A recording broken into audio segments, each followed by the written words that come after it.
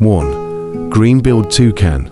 The green-billed toucan Ramphastos sulphuratus is a bird native to the rainforests of South America. It is notable for its large, curved, brightly colored bill, which it uses to gather fruits and seeds from high altitudes.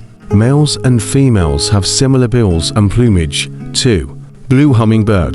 The blue hummingbird, also known as the blue hummingbird, is one of the most beautiful and unique birds in the world. With its colorful green and yellow plumage and long, slender bill, the blue hummingbird attracts the attention of bird lovers around the world. 3. Crested quetzal. The crested quetzal, also known as the crested quetzal, scientific name Laphanis cristatus, is a species of bird in the family Trochilidae, or hummingbirds.